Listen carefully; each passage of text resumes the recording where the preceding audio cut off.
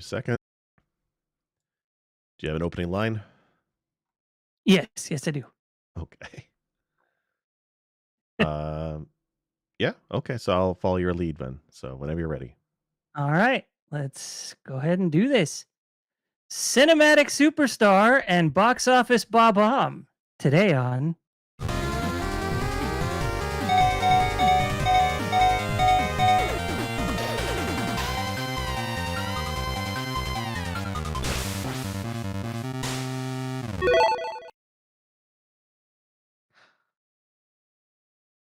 My lights Am I died as soon as we started. I know what okay? it I is. wasn't sure if you did something fun to like your Nope. lights Nope. turn off and turn back on when the video's done playing, or what happened. No. You know what it is? Is that we got a couple new Alexas set up upstairs, and my kids are playing with lights. So give me one. Well, Oh, good. it's audio podcast, so it doesn't really matter that I'm in the dark. So, so I'll let you start. Okay. So today it is just myself and Sick Jake. And we're going to be talking about and by myself, I mean werewolf, in case you are unfamiliar with my voice. I doubt it. I'm the highest pitch voice on the podcast, just so you know. Anyway, we're going to be talking about the Mario Brothers movies, both 1993 and Yep. 2023. The original Now, Cheese Fest and the new one. Yep. hey, your lights are back on. Cool. Hey, Chard.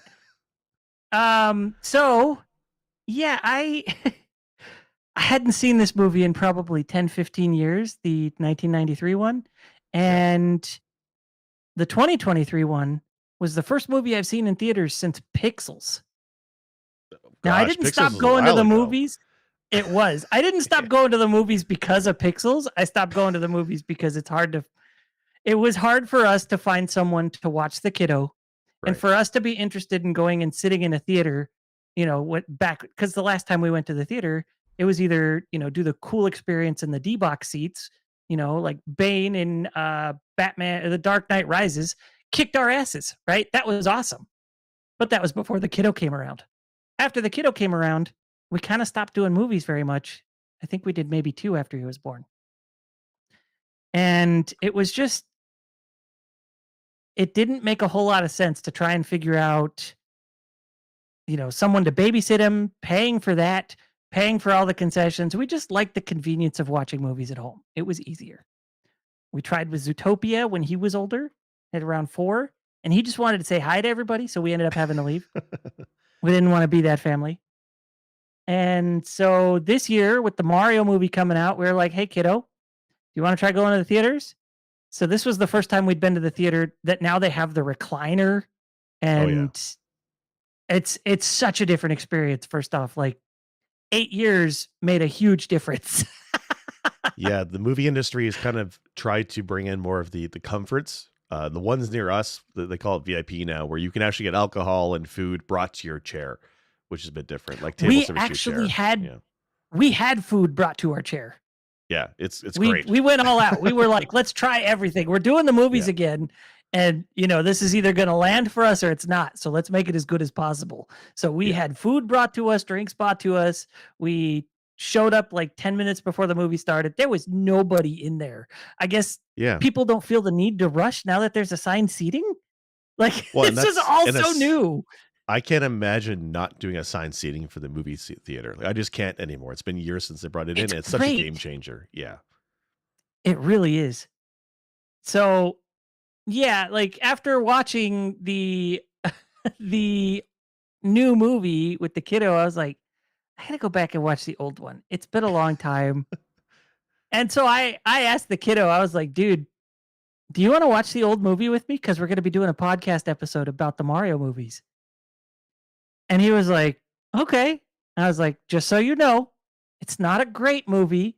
It's really weird, bizarre, and y- I really emphasize the weird. And he looks at me and he goes, I like weird. So I was like, all right. I all right. really tried to let him know. I tried to hamper his expectations, and he was still totally for it. It was great. So what do we start with? Do we start with the new movie and then make the Um, comparisons to the old movie? Because there actually were some things worth connecting, oddly enough. So you know what? Maybe let's start with the old movie, and then when we get to the new movie, we might get to the point where we're going to talk about spoilers. So I'll maybe say that toward the end. So let's start with the old one first, I think. Okay. Do we want to start with the snippet of me asking the kiddo some things and then go from there? Yeah, sure. So, because to some Okay. background on this one, I tried getting my kids to watch this movie with me, and my daughter, I think, bailed in the first 10 minutes. So they weren't really interested in the Mario movie. I was. I watched it. I watched it actually finished up today during my lunch break. So yeah, I'm glad your son watched it, and I'm curious to hear what his reaction is to it. Let me see if I can All put him right. full screen. Give me one sec. All right. 'Cause So this is I about 7 minutes. So brace yourself. It's going to be just me and the kiddo chit chatting. I did cut it down. So okay, that was 7 minutes was the cut down version. give me one quick sec, Wolf.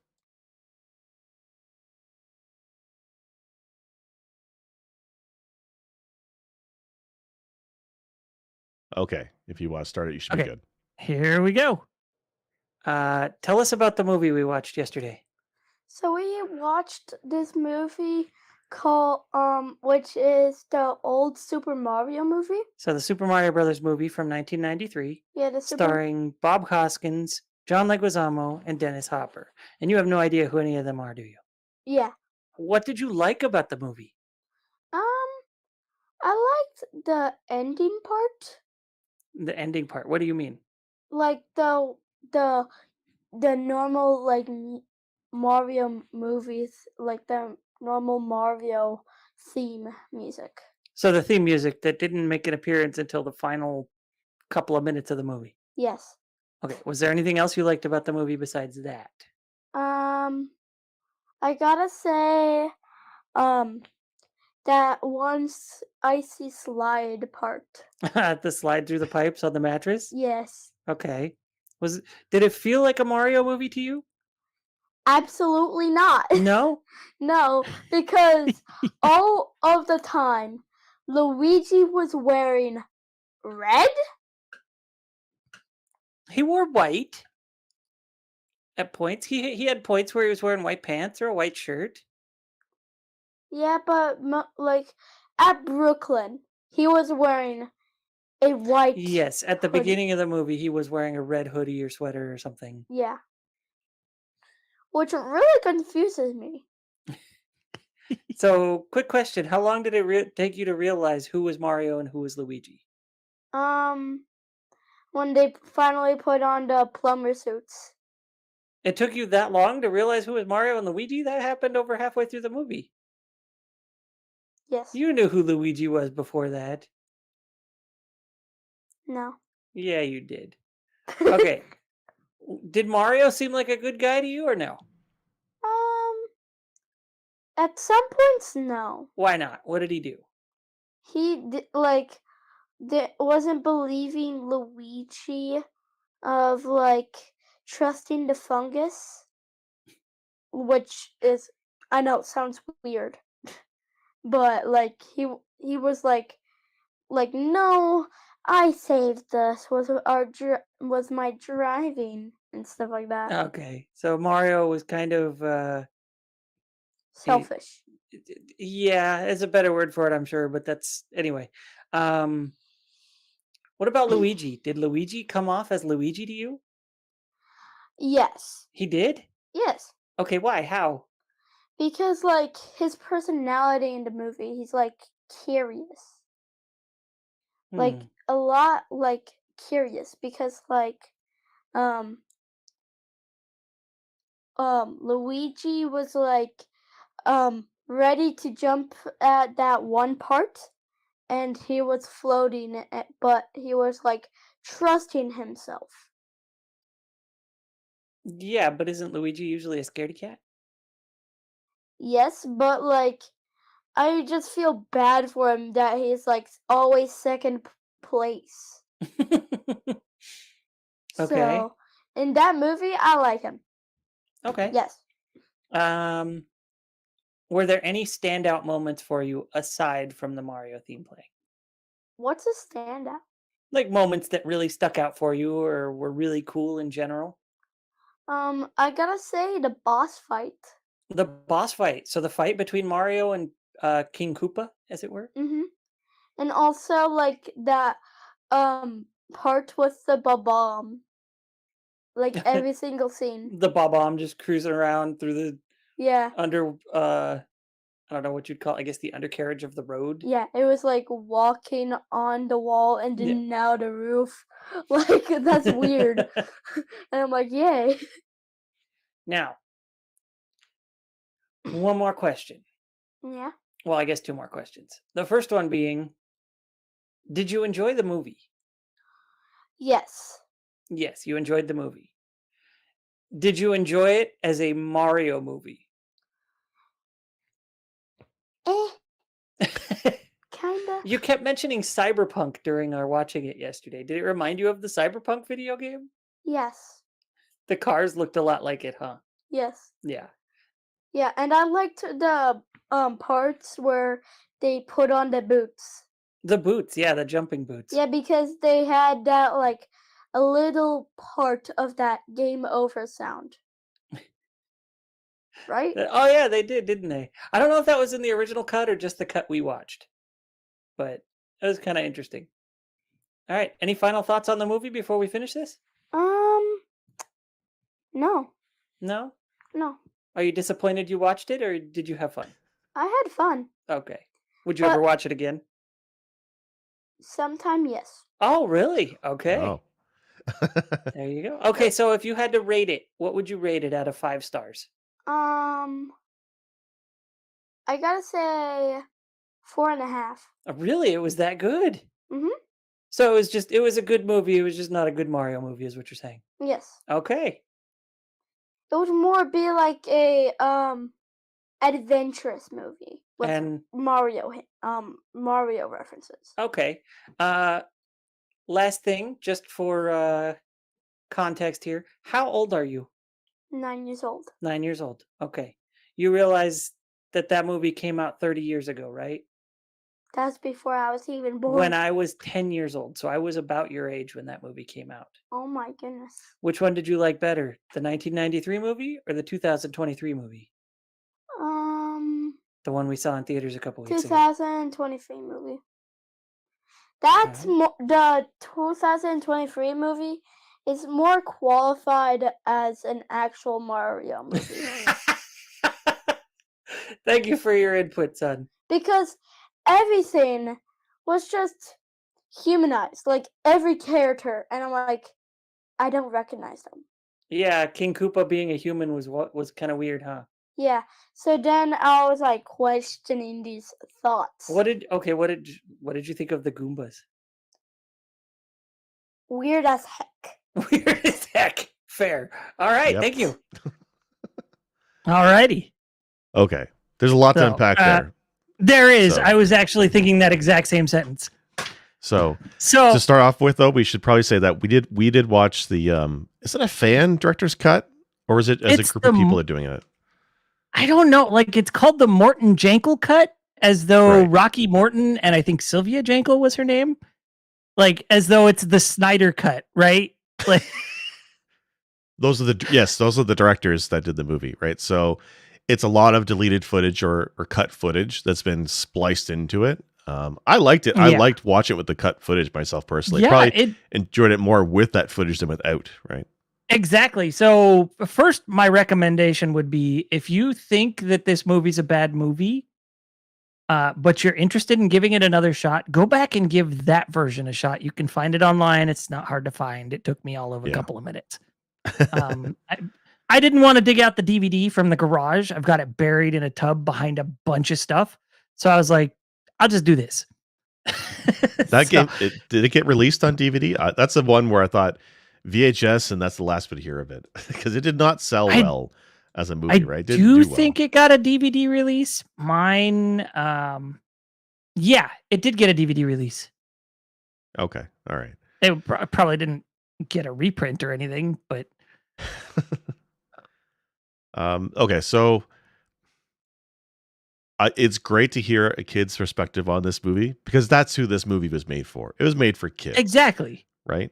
Even though it was a weird, dystopian, grim, gritty movie, but that's not unlike movies from the late 80s, early 90s where they're trying to take This is true. stuff like video games, and they have to make it so that it would fit a movie back then. Like these days, it's so weird that these days we get flicks like Guardians of the Galaxy, which is the most absurd out there movie concept, and it works today. But Yeah. 15, 20 years ago, there's no way in hell they would do Guardians of the Galaxy, right? So anytime they took a superhero or video game and they tried to adapt it, they always did something like this. That's why you have human Bowser, human Iggy and Spike, and humanized characters, and the Goombas are all kind of like, what would they look like if they're real? And it is weird, and I actually don't care for it either. But it's interesting for the time, but it's not how they would ever do a movie today. Yeah. So I like I said, I told you before, I have like 3 pages of notes, and some of this stuff the kiddo already went over, and we Yeah. can sort of touch on that. But some of this stuff is just like, what's happening? So the movie opens in black and white with the like a sort of remixed version of the 8-bit tune, and then I that didn't. quickly fades away. For the Yeah. leitmotiv logo, you've got that da, da, da, da, da, da, da, and Right. Yes. but it Yes. doesn't sound completely 8-bit because you hear like a triangle or something going or a hi-hat, you know. So Yeah. it sounds like they did it, but they only used it for that. I don't understand. And then it's all black and white with dinosaurs, and then it fades to color and tells you Brooklyn 65 million years ago. I don't understand the point of the black and white if they were going to do that. I want to say the black and white footage was from another movie, like another Yeah, dinosaur stop motion movie, and they just copied the footage or use the footage as a gag, I guess, right? Because they try yeah, and they maybe. again, much like that thing, they're trying to take the concept of video game and they're trying to make it not realistic, but try and explain it more. They used to always do this. Right. So how do you take Super Mario Brothers 1, 2, and 3? I guess this came out in 93, so after all they came out. And how do you make that plausible? So the story they give is the meteorite kills the dinosaurs, hits the planet, but it didn't kill the dinosaurs. It sends them to an alternate dimension or something. I don't think I quite understood that part. Yeah, it was weird. Apparently, when the meteorite hit, it sent an alternate Earth to another dimension, Yeah. and so now they're stuck on this alternate planet instead of like. I guess that's how they came up with the idea of the Mushroom Kingdom. Like that's just what they decided to go with for that. But then, like they use Mushroom Kingdom loosely in this movie Oh yeah, huge. because the only time it's ever called, and I don't think in the movie it was ever officially called Dino Hatton. That's what it tends to Um, be referred to online. yeah, online, and the other word was Sasaraland, but the Sar instead of Sarasa Sasaraland. Land. Yeah, but Sarasa Land. they really would like dinosaur Sarasaland is what I saw online as well. Because they said the world was a desert for the most part, which fits Mario Land's setting, and you have Yeah. Daisy as a character, and Daisy was the princess from Sasaraland, And and yeah, there's actually a lot more video game nods and references in this movie than I think people give it credit for. Um, like when they're driving out to the desert, you see a sign that says Kupahari Desert. Apparently, that's the official name of World 2 in Super Mario Brothers 3. is it really? I didn't I know know that. I didn't know that either. I know that some of the signs, the neon signs in some of the scenes, were call outs to stuff from the Mario Brothers game. So it's not Yeah, as there's Easter like egg heavy as swamp the new and movie, but there's definitely some there. Yeah. not at all, not by a long shot. But there is more in this than I expected. Yeah. So it's really bizarre because you jump straight from that 65 million years ago to 20 years ago, and then a baby comes out of an egg that was left at a church. Yeah. Like So there's does a that lot mean, of weird stuff. and that's So like the Daisy, 20 right? years ago So implies it's 1973 at the time, right? right. So So is yeah, Daisy a Princess dinosaur? Is that Daisy. what it is? It doesn't make much Yeah. sense to me. And Okay. my son brought up like, why is it Daisy and not Peach? And I had to explain to him that Peach didn't have that name in the West yet. She was just called Princess Toadstool here. Right. Yeah. And the only name a princess had in the West was Daisy from the the Super Mario Land Game Boy games. So they sort of conflated the two characters and made it Daisy. However, like I think this is really the beginning of Daisy and Luigi sort of being paired up at the same time. At Um, least romantically. Before I think that, so. the only other thing was she was his caddy in NES Golf. That's What a it. relationship. So this was this right. So this was the start of them sort of being in a romantic relationship, which Yeah. was I was like, wow, that's kind of wild. Um, so yeah, Luigi was way more adventurous in this than he's been in the games forever. Yes, but you know what? He still felt like John Leguizamo played him, and he still felt like a Luigi to me. I mean, is he as He did, scared as Luigi in Luigi's Mansion? No, but he definitely was more anxious, more nervous, had a little bit more of yeah. a comedic side to him, like the sidekick vibe to him. I think he was done well there. Definitely Now, not as goofy as I thought it could have been. I do want to mention, and I asked this question to the kiddo on purpose, because Mario, he felt like video game Mario in a lot of ways. Now, I love Bob Hoskins. I think he was a great actor. I think this was it's kind of a blemish in his career, but I love that he was Mario just the same, right? He's basically just Eddie Valiant from Brooklyn, you Yeah. know. Like, I mean, And for the period, he who else would you was a get little beside him? abusive to Luigi. Was he? He was like he hit Okay. him on the head repeatedly. He Oh, called him an idiot at times, but then he was also like being the best wingman ever. So like he swung back and forth between the way Mario is portrayed in the games. You know, the Mario who punches Yoshi in the head. The Mario it's like yes. super supportive. Like he went back and forth between those, and it was kind of awesome to see. But then now I want to point out something. So Mario had a girlfriend, right? Yes. Her name was Daniela. Now apparently, I don't know if you caught this, but I thought her dress resembled that of Pauline. So I know where you're going with this because I saw online the production information, and she is Pauline, basically. The last name lined up, or her Yeah, middle name is her Pauline or middle something. name is Pauline. So Yeah. she's supposed to be Pauline. But then you get to Dino Hatton later in the movie. They're, a little bit later in the movie, they encounter a character named Bertha. And then Yes. later they have to interact with her again to try and get the rock back, right? The little piece of meteorite. Did you know that Big Bertha is actually a reference to a character from the video games? So no, not until after I finished watching the movie, because I kept thinking, is that Birdo? Was she supposed to be Birdo? And like Bertha? No, And and I looked theoretically, it the up. Yeah. woman walking the egg in her stroller is considered to be Ostro or Birdo. Really? Oh, that's a weird one. Yeah. But yeah, I didn't realize Birdo. So Birdo is one of the giant fish in Mario Brothers 3 that can swallow you. I didn't realize that character had Yes. a name in the video games. That it was only in Mario 3 apparently she was called Big Bertha. In everything Yeah. else it's just been Big Cheep Cheep or Right. Giant Cheep Cheep or something like that. So yeah, she was the Giant Cheep Cheep. But then they go into the Boom Boom bar, right?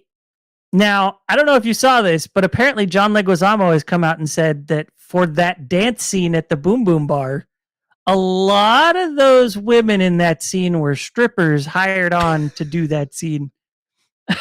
Well, in the version we watched, which had some deleted footage, there was definitely more scene of the dancing, more scene of the ladies, and some of those ladies were definitely not G-ratedly dressed. I guess put it that way. Yeah, So, like even Luigi had a moment where like there's a woman who she has a tail because it's dinosaur land, haha. And he goes, "Wow, check out the tail on her." And I was like, "Oh no." But that's the product of the times, right? That's the kind of stuff you would get at 93, movies back right? then. Yeah, Like, yeah. totally. And then that whole scene where Mario is dancing with Bertha trying to get the necklace back from her. It's pretty sexualized. Yeah, like it's a movie I probably would have not felt uncomfortable bringing my kids to, but definitely not expected. But again, when I think back of the late 80s, early 90s, a lot of movies did that, right? A lot of the movies had that kind of Yeah. sexualized material to them. Like it's not graphic or anything, but it definitely does not feel like No, a but I mean, G-rated movie, right? He's definitely diving into her breasts, right? He sure is. But yeah. at the same time, I'm like, you know what? Part of me was like, good representation because it's a big black woman and he's diving in. And then, because I think she's like 5'10", and he was not a tall man. No, Bob she's Hoskins. definitely taller for sure. She's much taller than him. So he's like, it starts off, he's looking at the rock, but it looks like, I'm sure to her, it looks to him like he's just staring at her rack, right? Yeah. And so she sees it as flirting, and to where later she kisses him and he gets all flustered. I'm like, dude, you got a girlfriend, man. Yeah, you got a girlfriend background. But you know what they say? What happens Dino Hatton stays in Dino Hatton. I guess. So like that was more of my like, man, Mario's kind of a shithead. Well, like we said, this is a callback to the Yoshi head punching Mario, the anal abuser Mario. Exactly. So That's what I guess this is accurate. I don't know. It's definitely like, again, I was saying earlier, like, if not Bob Hoskins for early 90s, who else would play Mario? I can't think of better casting. Yeah. Right? Like, it seemed to fit for what like, they're trying to go for. I feel like he would not have hated the experience if there was a more cohesive production of the movie than it was. But seeing as it was just so off the rails the whole time, like he and John Leguizamo were drunk half the time shooting. Yeah. Everyday whiskey. So, apparently they had some conflicts with the two directors. It was a husband-wife team doing the directing. Apparently there's a shit show with that in terms of how they're running things. So maybe in better hands or better production, it would have gone better for them. But I mean, I think as a pair of casting, Hoskins and Leguizamo, to me, they fit as Mario and Luigi. I think that casting was pretty good. And like even Dennis Hopper as Bowser, I may not like the humanized version of it, but the actor I think did the role well enough. Was it just me, or did he come off a lot like President Trump well before there was ever a President Trump? Now we know where he got his inspiration from. It's like, holy moly, this guy, he's embodying something that doesn't happen for another 25 years. How did this happen? They definitely took the capitalism to the extreme type of personality. And it's weird to me, though, the humanization of the characters, I still don't quite get it, because it's supposed to be a parallel dimension or some such. They're in a desert world. They've managed to build a city, although they keep saying that they're completely under lack of resources, and that's why they want to take over Earth or go to Brooklyn. But they somehow managed to make this dystopian city. But they still got, like, he's wearing an Armani suit. They have got guns. They've got cars. They've got all kinds of technology. Where the hell did that come from? Everything's powered by electricity at that. Like, they're ahead of the curve. They're not running on oil because they don't have dead dinosaurs that they're using for fossil fuels. They've managed to make everything run on electricity. On something else. Right? Yeah. Like, there's weird details in this movie but then they're like, we have no resources, but they're super wasteful. The police cars cars have brakes, but for some reason nobody ever uses them. So they use those hook systems. I don't understand. Like, there's just cars just crashing here and there to stop. Like, this is things I was doing when I was 5 years old and learning to ride a bike. Crash into a tree to stop. Like, it's definitely a bizarre choice of the world building. I don't quite get it, because in the other Mario movie, the new one, it is Mario's world, right? It's the Mushroom Kingdom, and they have everything that goes with that. But even in other movies, like comic book movies that were out at the time, they felt more cohesive and they matched what the material was. It's a video game movie, but it doesn't feel like it's matching the source material at all when it comes to the world. Like, whether it's the humanized characters or the weird New Yorkish styling of, like, the cops are wearing blue, for hell's sake. Like, it's just bizarre. Like, where'd they get this from? I don't quite get it. Yeah. And let me see. I've got other notes here. The kiddo, at one point when Mario and Luigi were supposed to jump through the wall portal to get to to Dino Hatton, it was funny because the kiddo was like, just jump, man. Yeah, jump, man. Just jump. Oh, I get it. I thought that was funny. But he doesn't know that Mario was initially called Jumpman. So I just thought that was funny. It's cute. I thought the plumber alert thing was funny. It's so weird. How come it wasn't a pipe to travel? How come it's not a pipe to travel between dimensions? Yeah, I don't know. Like, I guess so that it seemed more realistic that nobody had ever discovered it, because they were coming down from sewers, right? They had come through a pipe and then they jump through that wall, and then it was another pipe to get to Dino Hatton. So it was pipe-ish, but not like a warp pipe between them, right? It was kind of Right. weird. Yeah. Again, it's just a weird style choice, I But guess. yeah, the fireballs were represented in the movie from the flamethrowers. The flamethrowers weren't just like shooting fire the way flamethrowers do. They were shooting fireballs. Yeah. And then I don't know if you noticed in Koopa Tower, and it was only in Koopa Tower, they really incorporated the idea of the dungeon style blocks from Super Mario Brothers 3. Yes, actually, I was gonna say that. So when we say that the world doesn't look like it's straight out of Mario game, like it's a weird, gritty, cyberpunky city, it didn't fit until that scene. And you're right; they have these odd spike shape or pyramid shaped boxes on the wall, and from the right angle, it does look a lot like the dungeons in Mario Brothers 3. And I thought that was great. Why couldn't the rest of the movie look like that? Because everything else in the movie Yeah, I thought that kept was reminding kind of me of cool. other, like, you know what the movie reminded me of is Demolition Man, the Undercity portion, and that's what I kept thinking. Like, Yeah, where's Dennis Leary going to I pop can out? see Like, it's just that. bizarre. Yeah, So yeah, like at one point you hear King Koopa. So I want to address this. Apparently he's not Bowser in this. He's King Koopa, and Daisy's father is credited as King Bowser. really? Weirdly enough, Oh, that's yeah. So the odd. king, the legitimate king, and Daisy's father is Bowser. That's a bit. That's I a don't bit know why odd. they did that. For all the things they got right, I don't know how they got that wrong.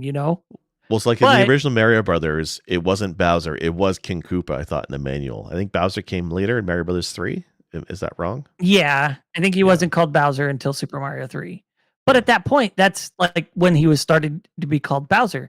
And for all the things they got right, like I said, like the king being transformed into something else and then transforming back after King Koopa's defeat was that of Mario 3. yeah. Like they got a lot of things right for what this movie was, and they still got that wrong, which is bizarre. It is strange. So Um, the plot of this movie then is that her dad is basically turned into fungus, a mushroom.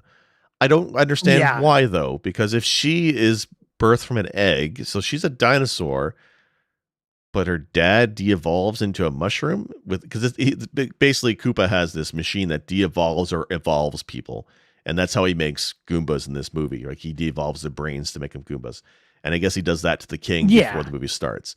But why a mushroom? And why is it a mushroom that infects the entire city? I don't quite understand that plot point, I guess. Well, it's the fact that he becomes fungus is weird because they're supposed to be dinosaurs. Yeah. All I can figure is he was sent far enough back to be like not quite primordial ooze, but close. And so that's how he expanded across the city like that because he was still there. But I mean, if you're going to kill somebody, why not just go the whole way, right? Like Yeah. What was the point of keeping him alive? that's kind of bizarre to me. Because they had him in that But room for the entire movie, right? It's just a bizarre thing. yeah. Yeah. Now, what did you think about the outfit reveal? Oh, so I'm with your son. The beginning of the movie, I didn't quite like how Mario never wore red. Like it felt weird the entire half of the movie. Like Luigi was wearing red and it just didn't fit. I really wish they had the colors matching for the beginning, but at least toward the end of the movie they do switch and it was all right. Not Yeah, exactly like the outforms, but yeah. Even leading up to that, they had like those dance suits on, right? When they're going to go to the Boom Boom Bar, which, by Bright the way, if you yellow. hadn't made the connection, Boom Boom was the guy you fought in the dungeons, like the fortresses in Mario 3. Right. But Like yeah, how easy would it have been to do like their Mario was suits wearing matching the yellow colors? and Yeah. Luigi red. But Yeah, it felt I guess wrong. it wouldn't have been as dramatic a reveal in their maintenance outfits that they just happened to steal and happened to be red and green. Like it is a somewhat cool moment, but at the same time, it's a lot of the steam is pulled out of it from that, right? Yeah, I much would have rather they had the uniforms right from the get go, right? Like the new Mario movie does that, where they're dressed as Mario and Luigi as you know them, right? They're recognizable enough characters. I don't need this to be like a superhero costume reveal. Just put them in the right. Ye- And it wasn't It was close, but it wasn't as closely matching the character that I would like to have seen. Like the pockets were weirdly colored on Mario's outfit instead of the sprites, but it was good enough. It was fine. Yeah. Like So it's better than Koopa wearing a suit as his costume, which doesn't make any sense. yeah, that was really weird. Okay, so there's the I don't know if you noticed, but a lot of the screens that you would think, oh, why isn't that a touch screen? Were like light gun technology. Yes, I saw that. When Daisy pulls out toward the end of the movie a gun, I'm like, is she going to shoot somebody with that? Is she going to shoot Yoshi? And then she starts shooting the game like a blaster, like the Zapper for Nintendo, and that was very odd. But I mean, But like that's the first time you really see it being how it works. But you had seen that a few times earlier in the movie. You just don't notice it until that Yeah. moment when they really make a point of it. Because I think Luigi's doing it in the car. I think Koopa does it when he makes a phone call to order pizza. oh, that's true. Yeah, because when he's making the pizza order, it's a video call, and he does have the gun in his hand, which is bizarre. Yeah. It just if they made the colors of the gun match the Zapper, maybe, or the shape of it match the Zapper closely, it would have probably been more of a cooler Easter egg. But without that, it's just kind of disjointed. It's just a glorified taser. Yeah.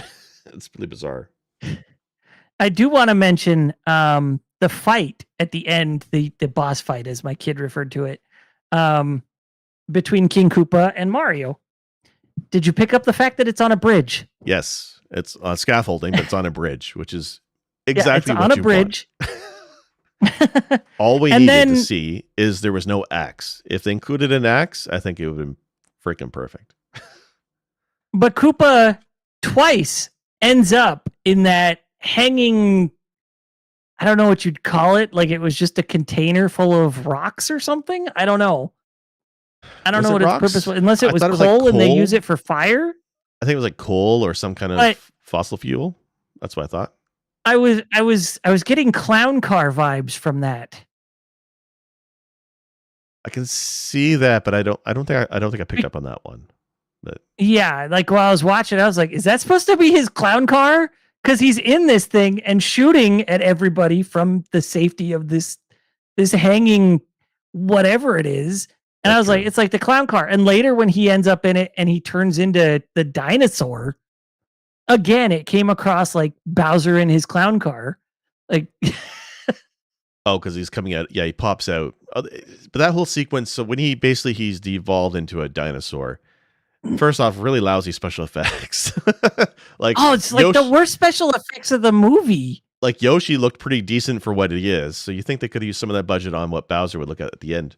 I did not like that sequence. He was very, very like very bad CGI, if that's what it was, or bad stop motion pasted into the film. And Yeah, He I don't doesn't do know. a whole I lot. couldn't He's tell kinda what the effects stationary. were. yeah, Yeah, because he's trapped in that thing, so he's just like raw, and then they de-evolve him further. and they become Right. goo, and it's like end of movie. It's like okay, all right, yeah, it was definitely a bizarre choice.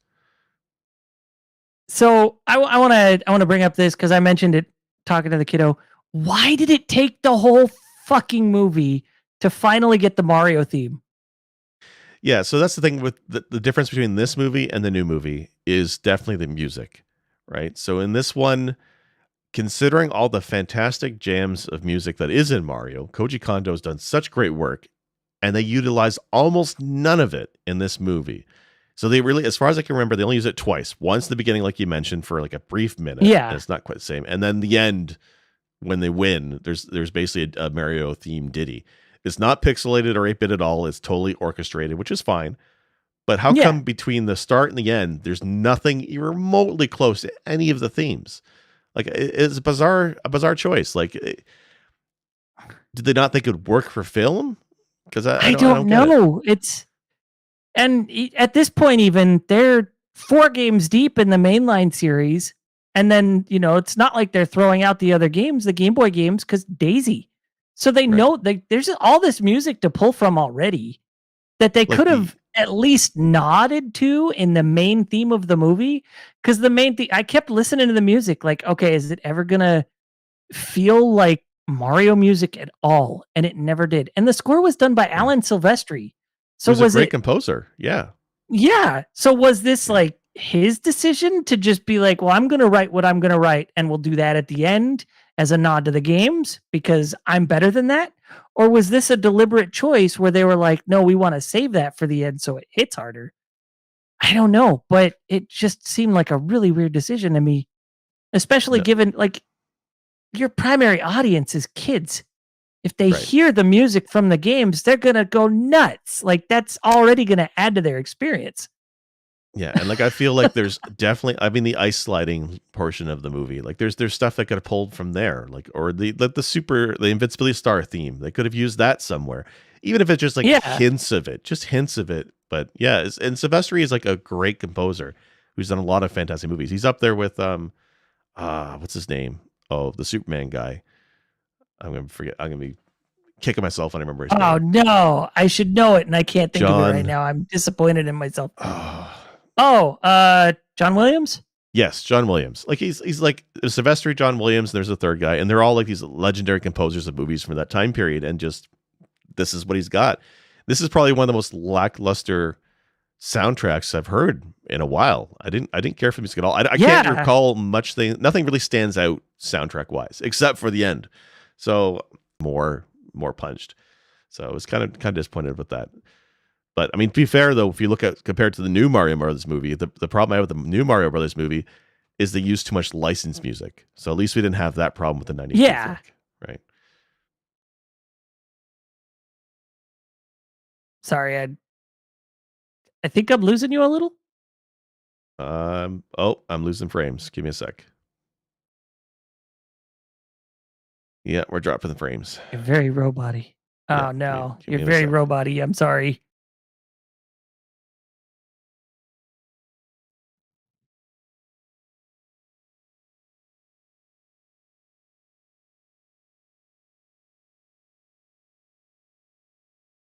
Shh. Should be picking back up now.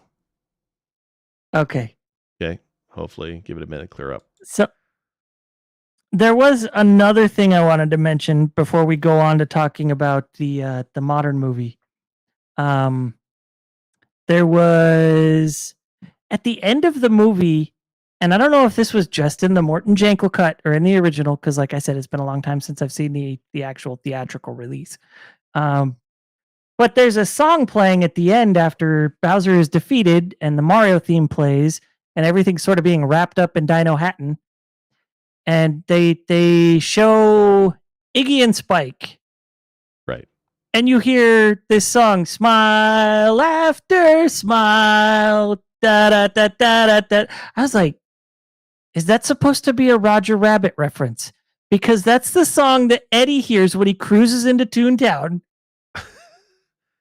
When was Roger Rabbit? Was that after this or before? Oh no, it was before. Um, Okay. Let me look up the actual release because I don't remember exactly. But they're not the Roger same production Rabbit. company though, right? Because I think it's a different production company, and I don't think it was the same studio, if I'm not wrong. Yeah, Who Framed Roger Rabbit was 5 years earlier, Okay. 1988. 88. Okay. Yeah, Roger Rabbit Who did? was Who Touchstone, I is? think. Yeah, what has Leitmotiv done? Because Leitmotiv did this Mario movie, and apparently they're still around. And I Are feel like they? I've heard about them recently. I haven't heard of them at Maybe all. they're not still around, but I feel like I heard about them recently, not related to this movie. Let me So see. I don't know. Check that Mind Palace because I've never heard them until I saw this movie. Ah! Sorry. Crashed my water. Uh,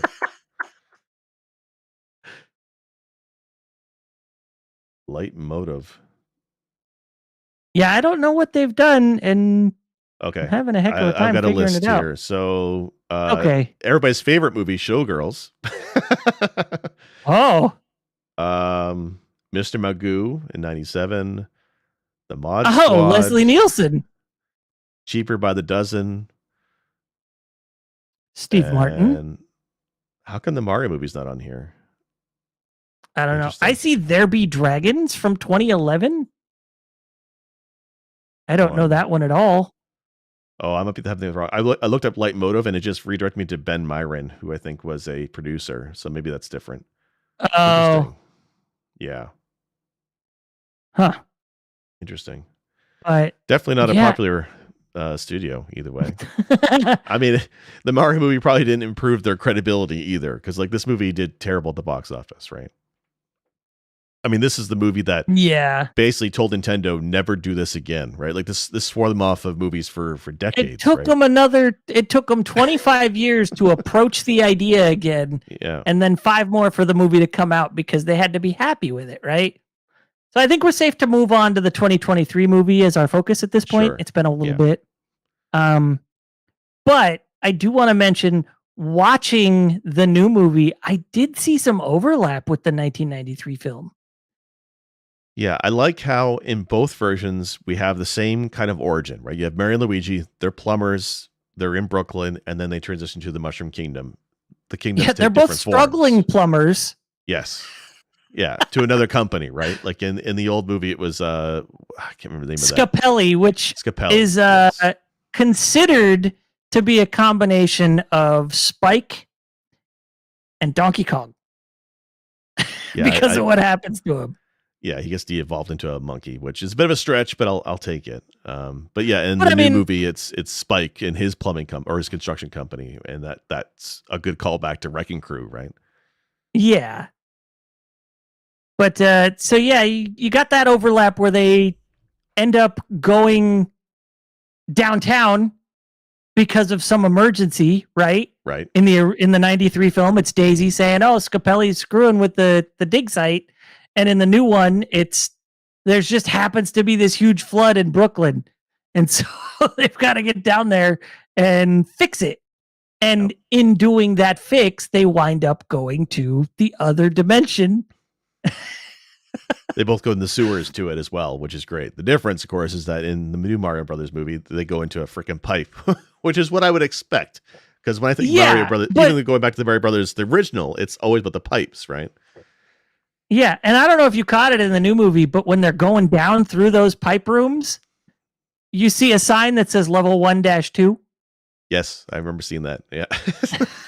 So the references in this movie run deep. Yeah. You got references right from the first to Star 5 Fox. Minutes. Yeah. Yeah, you got references to Star Fox, Punch Out, Kid Icarus. Mario literally sits and plays Kid Icarus. Yep. That's freaking cool.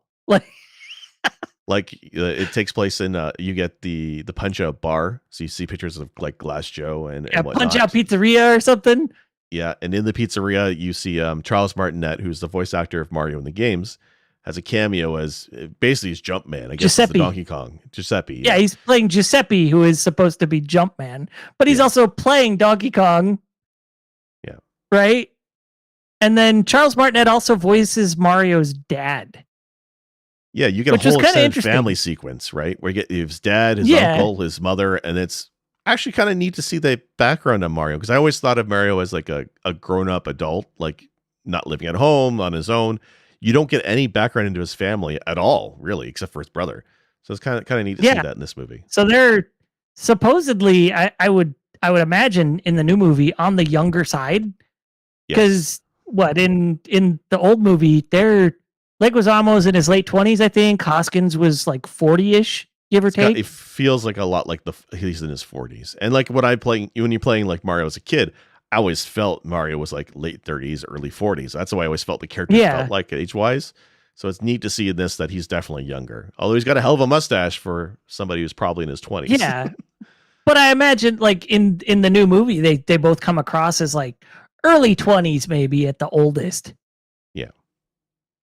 And they're just trying to start their own business and not work for somebody else. And the whole family's making fun of them for it. And like you get the ribbing from the family, like, you're bringing your little, like that was dark too. You're bringing your little brother down. The new movie got darker than I expected, heavier than I expected. Like Luigi and Mario are both grown men, as it were, and like you could debate at what age people start actually feeling like adults and acting like adults versus when they're legally adults. But I mean, they're trying to strike out on their own. And Mario, like you see in the new movie, Mario absolutely loves his brother. He never comes off as the video game shithead. and He's not and punching they just Luigi in have the back this of the head. Yeah. right. They have this enormous love for each other. And you see that throughout the movie. Like they're rushing across town to get to this job. And Mario's like doing all this wild acrobatic stuff and then dropping down and opening gates for Luigi so he doesn't have to. Like it's little things like that you see throughout the movie. Like he's taking care of his little brother as best he can. Yeah. Like the entire theme of the movie is to rescue his brother, right? So like it's definitely from the get-go, it's a brother story of saving his brother, which is nice. It's a nice play on you're not saving the princess, you're saving he's saving his brother. Right. And I liked that. I really liked that approach. Like instead of fridging the princess, they fridge his brother. And it lets his brother it lets Luigi kind of grow throughout the movie because he's dealing with Bowser face to face a lot. And, facing his mortality a lot in this movie. Yeah. And he's the one who's the scaredy cat, right? So it gives Mario the urgency to want to stop Bowser because he needs to get his brother back. He needs to save his brother. Totally relatable, totally believable, scenario. Like it makes sense. Yeah. And it makes more sense than, winding up in the Mushroom Kingdom and we got to go save this random girl we barely know. Yeah, it's definitely, I agree with you. Like there, especially when like the new movie definitely calls back more of the tropes of the video games. Like the reason that Bowser is trying to take over the Mushroom Kingdom is he wants to marry Peach, which is very much a plot from the newer Mario games, right? Mario Odyssey, for example, is all about a wedding. He's kidnapping Peach. He wants to have a wedding, and they're basically following that plot line, which is not what I expected when they were taking a Mario and making it a new movie.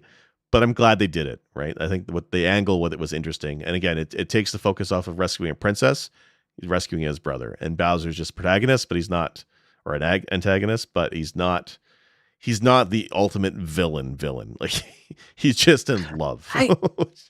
Yes and no, because like he's willing to sacrifice the lives of all these people. Well, he's not a good guy. I mean, I'm not gonna No, but he's not. For love. Yeah, I suppose.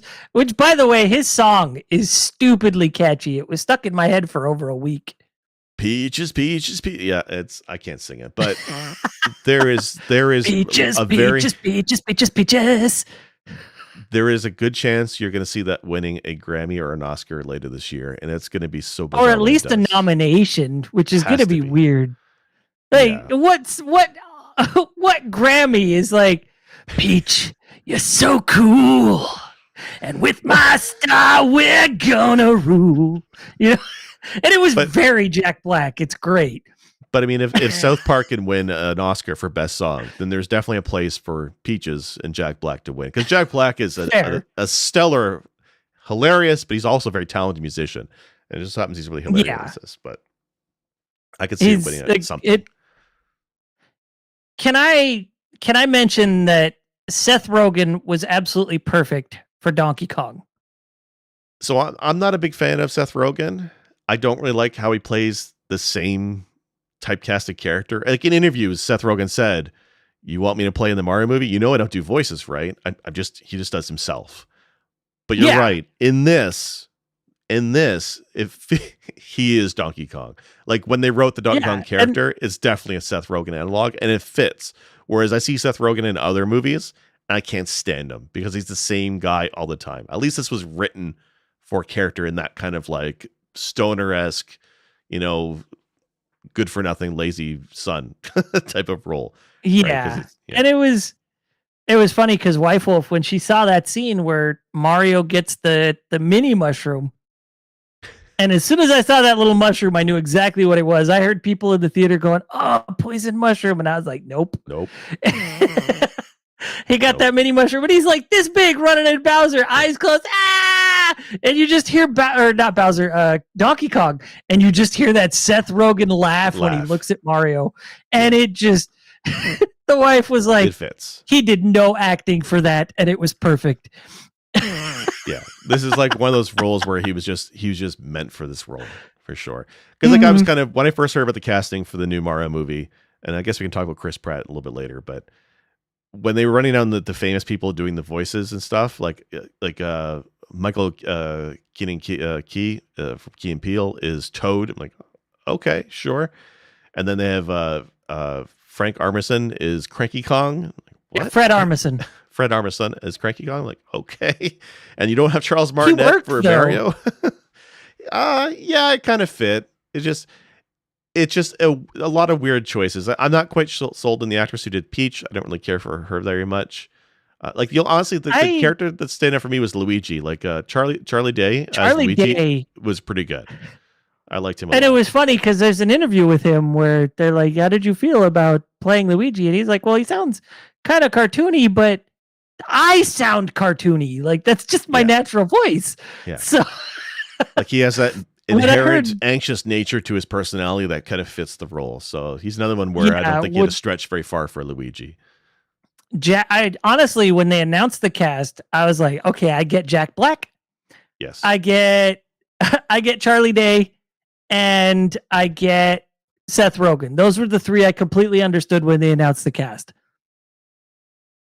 But I do think that a lot of the cast, there were weird choices, like Sebastian Maniscalco with Spike, which on the one hand, why did they pay so much for Spike? Because I'm sure they had to pay him more than they would have somebody else, right? Because he's well, whenever you have these kind of movies, he's comedian. But like a lot, the issue I have with a lot of these movies is instead of going to established and stellar voice actors, like people who are career voice actors, they go to names to draw. Yeah, and I don't like it. For a movie like this, I get the headlining cast will be stars or like celebrities, fine. Yeah. But there's a lot of secondary roles that they should have gone to the voice acting community for, I feel. So I was kind of disappointed in that. Like a lot of them I don't even recognize, to be honest with you.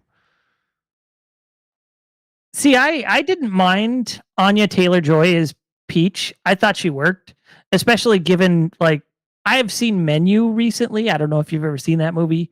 No. But she plays a kind of strong and deliberate character in that.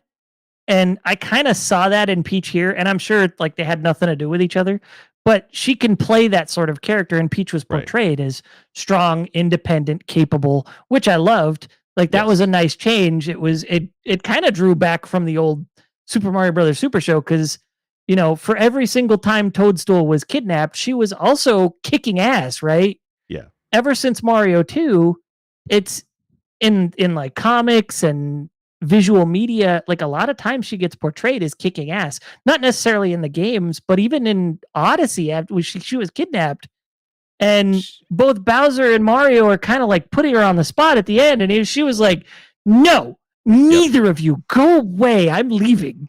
Like she puts her foot down after a while. Yeah, she quit. She's like, basically, I'm going to go explore my own, and does her own thing. Yeah, and I like that direction with the character. I think that was well done. Something about the actress didn't sell me on the acting, but it's fine. Like, I mean, overall, when you have like Jack Black being so standout as Bowser, and I really like Charlie Day, the rest of the cast, even I didn't care for them so much. Like Chris Pratt, I don't mind Chris Pratt. I like him in a bunch of things, like Parks and Rec and Guardians of the Galaxy. I like him. I didn't really care for him as Mario, but because of the Jack Black's performance, you kind of forget that Chris Pratt's even the actor. And yeah, that's fine, the thing. Like. Right? He didn't do a bad job as Mario, but he didn't do a standout job, and they could have hired almost anybody to just do that role, in my opinion. Yeah. So it's money spent for a name to put on the posters instead of money spent for talent, you know? Because I don't think Chris Pratt is I know a lot of people are like, oh, he's the worst Hollywood Chris, whatever. I don't care. I don't think he's a terrible actor. He's done stuff that I absolutely love, and he's done stuff that I was unimpressed by. This is one of those things I'm unimpressed by. I feel like they could have gotten by with somebody else, giving another actor who's lesser known a chance and save some money. Yeah. You know, people are saying when they were casting this movie, well, just give it to Charles Martinet. I don't think it would have worked with him either. I think Charles No. Martinet, as much as I like him in his portrayal of Mario over the last, several decades, to give him this full length movie, I don't think he would have been able to do it either. So I'm fine with what they did with Pratt, but I think if they did a second movie and they recasted Mario, it'd be a struggle to even notice that it wasn't Pratt. Like, I think you're right. They could have literally gone with anybody else. With I want to throw this out there. With modern strides in artificial intelligence, I look forward to the fan dub of the Super Mario Brothers movie, where instead of Chris Pratt, it's Bob Hoskins. Instead of Charlie Day, it's John Leguizamo. Instead of Jack Black, it's Dennis Hopper. It's not far, man. The thing that hit the news this week was the AI generated song of Drake and The Weeknd together, which is like 10 million downloads, and it's opening up a lot of lawsuits. But this is what it's going to go to, and the idea of fan casting, and like we just watched a fan edit of the 1993 movie, as far as I know. It's only a year away before somebody does a fan dub of the new Mario movie. If they really wanted to, they could totally do it. It's scary. Yeah, like you can literally, they can literally just replay, because all the scoring is on the CD, right? Like the scoring is available to audiences, so they can literally blank out the sound. People, like, I'm sure there's people out there who are going to be hardcore enough to want to re-Foley the whole thing, use the voices. Like you might get people who want to do friggin' Lou Albano and what's the other guy's name? I usually remember it and I can't right now. I feel so from bad. the live action bumpers on the cartoon. Yeah, Captain Lou, I know. I don't remember the Luigi actor, but yeah, I mean, we already had with the trailer. People were fan dubbing the trailer with Mario sound effects from Mario 64 and Odyssey. So I could totally see Danny a fan Wells. dub. Yeah. So and I don't know. Like, it would be weird to hear the old Super Mario Brothers Super Show cast, but the technology is almost there to where that can just happen now, right? Yeah. For fans. And I always loved Lou Albano as Mario. I thought he nailed it. Yeah, he was good casting. I mean, he was perfectly fine with it. Like, that's both why for live action and the animated. Like, he was great. Oh, was he the voice in the cartoon as well? Yeah, he did both voices. Okay. It was him. All right. And okay. I mean, he already had that sort of theatrical understanding because he did WWF. Like he did the pro wrestling. And don't come at me. I know it's all staged. Yeah. But you need to have a good performance and charisma to be a wrestler, and that translates very easily into acting. That's why we have a bunch of wrestlers these days who are becoming actors, like John Cena, Dwayne Johnson. They're there. It happens. So yeah. So Captain Lou was a good choice for casting in the TV show for sure. So I don't know. It was okay. The casting was fine. Like, I was really worried about Chris Pratt being Mario, but ultimately it didn't really affect the quality of the movie. The rest of the cast rose above that and kind of carried the lesser performances, and it was fine. Like, I love the penguins, the opening of the movie, the voice of the penguins, and that's the one point where they have to kill Do Bill. you yield? Yeah, do you yield? They're throwing snowballs at I Koopas. do not. It was pretty good. I like that tone of it, and that's where the Illumination style of humor, the Minions and Despicable Me Human, kind of shone through, and that's why I'm like, this is the perfect company to make this movie, because they kind of know how to take in a kid-friendly story and animation, but enough humor that adults would appreciate, and they freaking nailed it.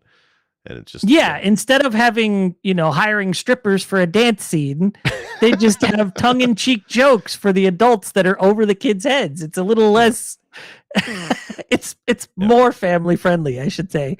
I do want to mention just from the old movie real quick, did you notice how often they were drinking that clear liquid that looked a lot like water, but they don't have water?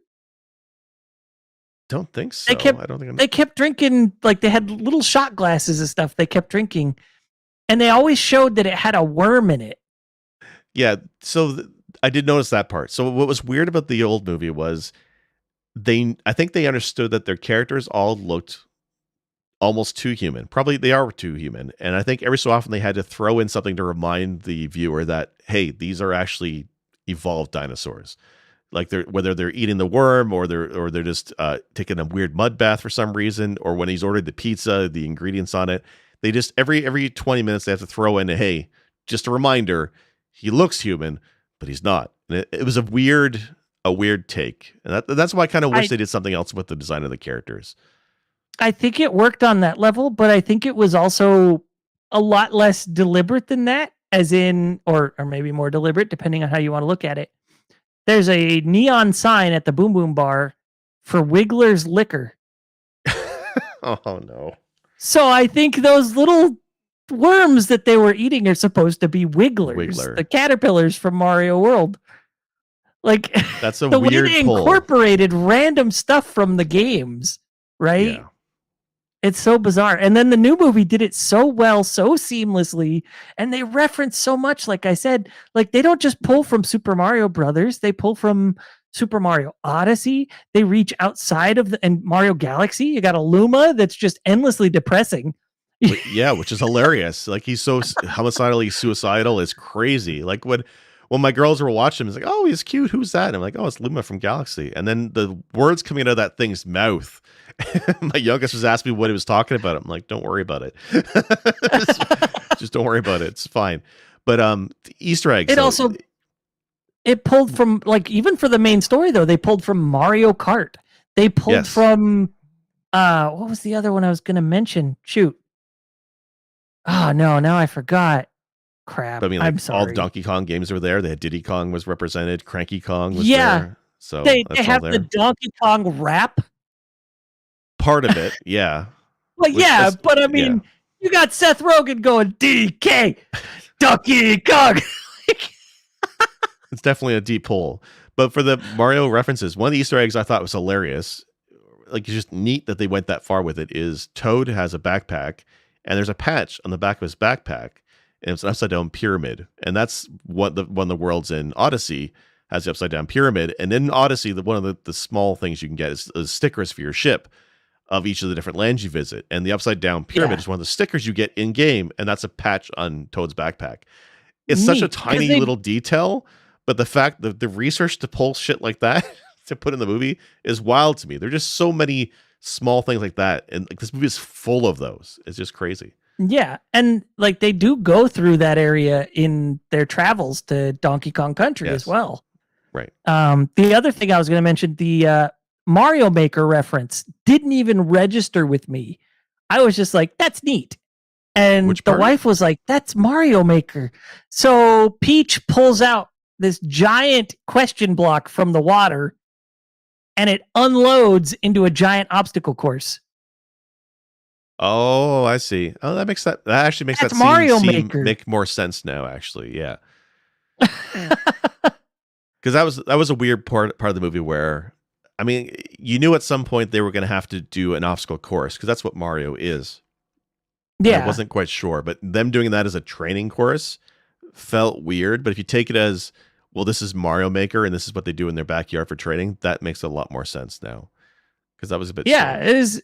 It was an interesting take, and I completely missed it. It was the wife who told the kiddo, because kiddo was sitting between us. She leaned into him and went, Mario Maker, and he was like, yeah.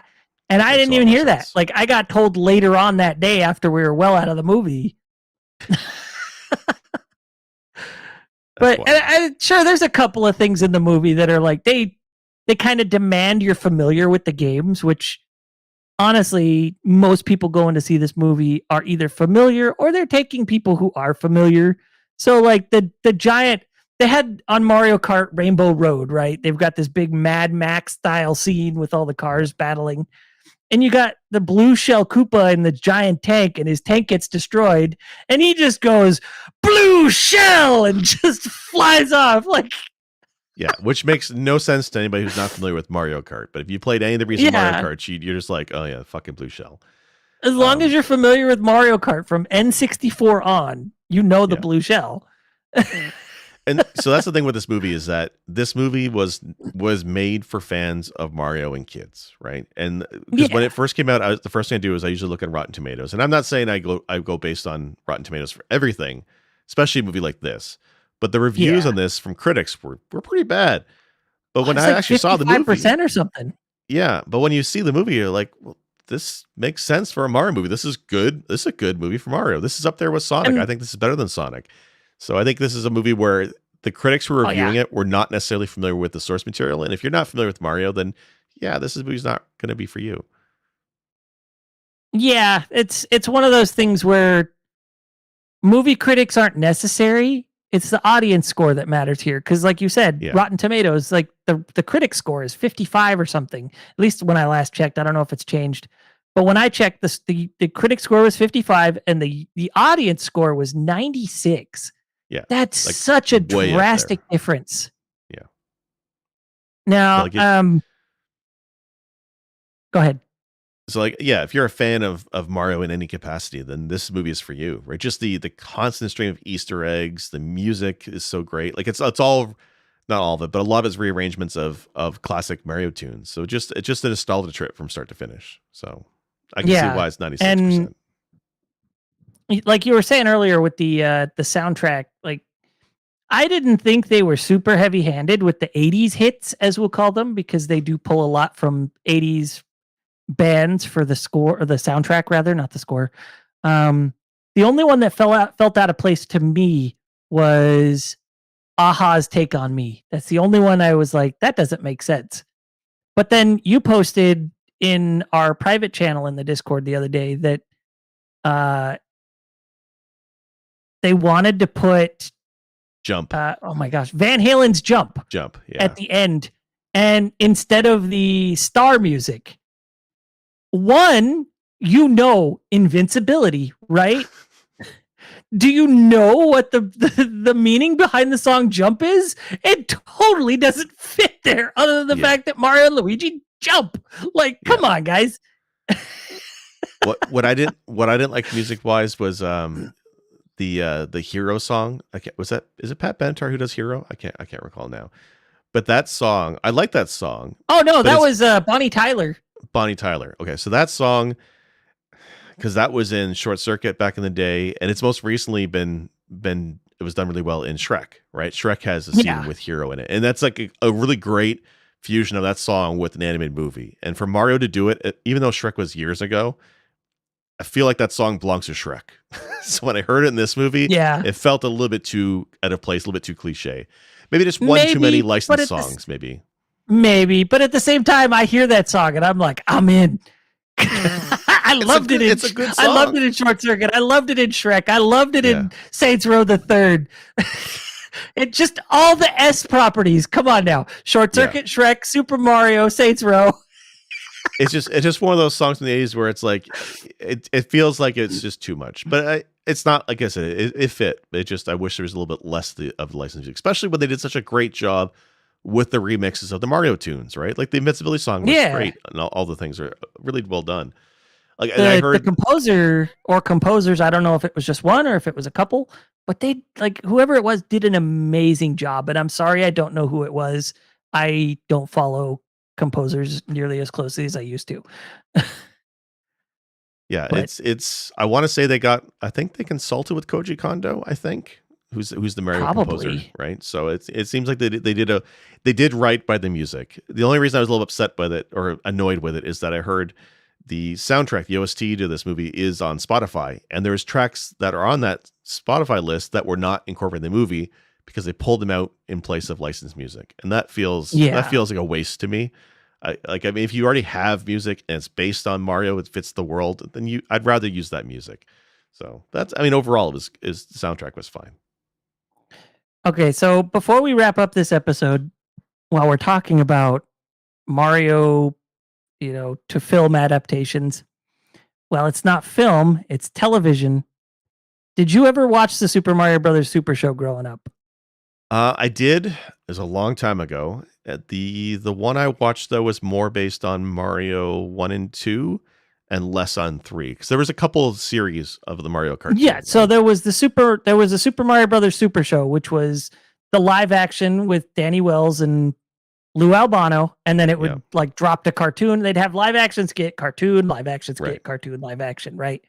So that's what they did for that. And then later they did like the Super Mario Brothers cartoon or something and that Right. was Mario 3, and then they did the Super Mario World cartoon. But I'm talking specifically about the Super Show with the live action Yeah. skits and So Lou I did Albano. watch that. Yeah. I actually used to watch that. So in my room, I had a TV, but I didn't have cable. So I had an antenna, and I would angle the antenna, and I used to get stations from Buffalo. Really bad quality, very snowy. But the only reason I would do that is because I could get this Mario show on my TV from antenna, and I used to watch it that way. So Wow. yeah, I had to fight for it. So I loved this show, and I want to say I was 7. Yeah, I think I was 7 when this show was out, and I was really into it. There was another show that didn't really make it out of the LA area too much, out of Southern California. I lived in Southern California at that age. Um, and we had another show called it was King Koopa's something. Goodness, what was it? I don't know, but it was a show focused on King Koopa, right? Okay. Where he was the host of the show, and he'd show old cartoons that were like in the public domain. That's the kind of show this was. It was like filler. And so Okay. you'd have they had this comedian who played King Koopa, and he was just he was kind of a terrible guy. His stand-up was really raunchy and dirty, and so he kind of brought a little bit of that to the character. It was really weird, but it felt like King Koopa. And I got to go see this. I got to go actually be in the audience. And I think this show only lasted a season and a half, maybe. Like, it was not on long. It didn't get much out of LA and San Bernardino. Was it official, like an official Nintendo licensed Bowser Koopa thing? Or was it like a knockoff? So I think it was just a King Koopa show, but it was on the same. It was on right after the Super Mario Brothers Super Show, so it was okay.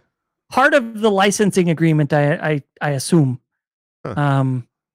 but it was just a local station, really, and it didn't get much out of that. But it was like it. I think the show aired on Fox nationally, the Super Mario Brothers Super Show, and then the King Koopa show was just local Fox, right? So Have you tried looking on like archive.org for episodes of this show? there's almost nothing on it. There's actually a video I saw somebody did on it like 6 to 8 months ago or something. And Okay. it was like the deepest dive I've ever seen on it. Most people thought like it never existed or it was a hoax or something. Right. I've actually been there. I saw it. I got the t-shirt, but I wore that t-shirt so much, I destroyed it. Like, I loved it so much, I wore it all the time until it wore out. Like, it was That's just wild. done. But I do like there was a clip I saw on YouTube. I was I don't know if it was from Who's the Boss or not, or if it's something separate, but it had Alyssa Milano playing Mario, and a young Jason Bateman was beside her trying to tell her what Mario was. And after she's played Mario for a few seconds, it cuts to Bowser, but it was Mr. Belvedere, the actor, dressed up as Bowser, and I thought that was hilarious. I died laughing when I saw that.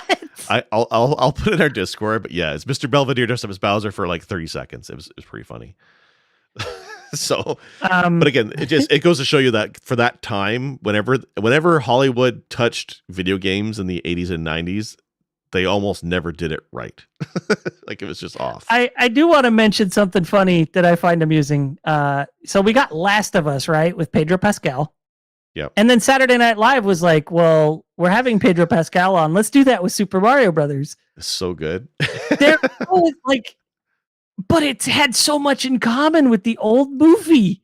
It was just dark and gritty all the way through. Dark and gritty and kind of goofy, and like that's what the old Super Mario Brothers movie was. But everybody watching this, this joke of a thing was like, we want this. You kind of already got it, and y'all hated it. Yeah, let's go back to 93. Watch Dennis Hopper do it. But Pedro Pascal's thing car chases. Oh yeah, Pedro Pascal's thing was great. It was hilarious. Was it he's eating a mushroom and it's like, it makes me feel big. Like, yeah. So, I need to feel big. No, it was pretty Anyway, awesome. Do you have any final thoughts on the topic of the day before we shut this down? Yeah, I will. I'm going to say that again.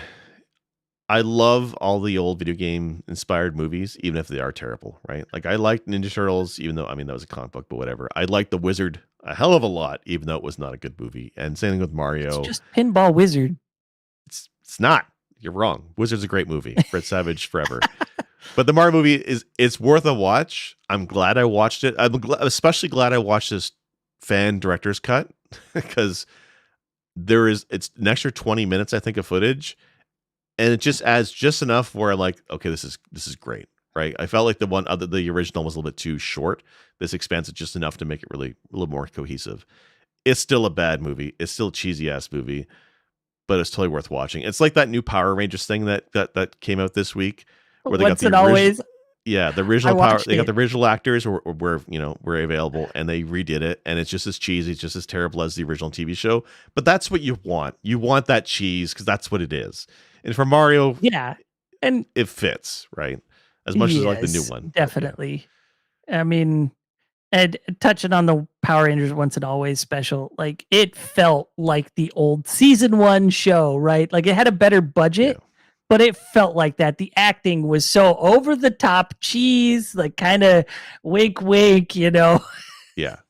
But but if they did anything else, it would not work, right? Because they did do a rebooted Power Rangers movie that was a little bit darker, a little bit more modern, and it didn't do that well in theaters. It wasn't that great It of a didn't, flick, but right? I So liked it. it was I okay. wanted more of that. I Really, enjoyed it.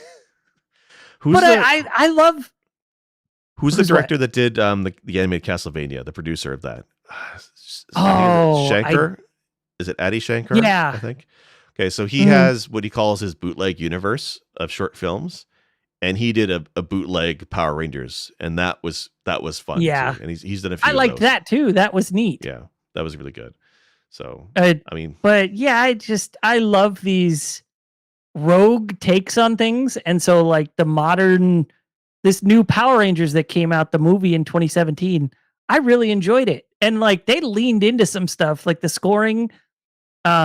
It was very that 80s synth sound, yeah. which was interesting because you had the guy from Stranger Things playing Jason. So like every time the music was playing, I was like, "Oh, Ranger Things." Yeah, I'm not gonna be able to unsee that one now. But yeah. Go back and watch it. It'll change the whole movie.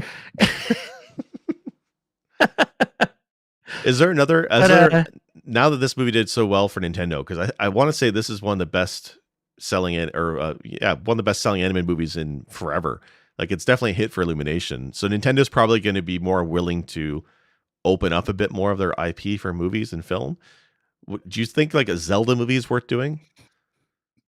I don't know. I don't with the recent successes of Breath of the Wild and the potential success of Tears of the Kingdom on the horizon, I'm sure the success or failure of Tears of the Kingdom will determine whether they're willing to do a Zelda movie. Yeah, But given those both being successes, I think yes, we will see a Zelda movie. Metroid, I'm not so positive on just because it's such a niche yeah. audience of who goes with Nintendo, you know? Because I it's love it's much Metroid. darker. Yeah, I do too. But but it's much darker and grittier than any of yeah. their other properties. And like even a best-selling Metroid is still like it's like 4 million units sold. Like Metroid Dread was a great Metroid game. It didn't sell. It sold better than they thought, but did not sell like Mario would. And I think the same thing with Yeah. movies. It would be great, but I feel like it would be compared to Aliens or something too much, and it probably wouldn't do that well. So I think they said that they're looking at doing Donkey Kong Country, like specifically a Donkey Kong movie. I'm sure we'll Yeah. get another Mario movie. I'm sure that might potentially see the introduction of Wario and Waluigi. It'd be neat to see some backstory on where they're from. Because I don't know if there's been a history of where the hell Wario and Waluigi even come from, right? We know they're evil clones of the brothers, but they don't really explain where they come from. I wouldn't mind seeing that. So that could be interesting. And with the follow-up movie, we might also see Rosalina because they nodded it. There's a whole bunch of galaxies out there, right? Like it was very, there's everything out there. So like there's all these Nintendo universes we can pull from. And on the one hand, I look forward to seeing this sort of flourish and grow and thrive as a set of IPs. On the other, I hope we don't end up with a Nintendo cinematic universe where they're all attached to each other. Yeah, I don't want to see.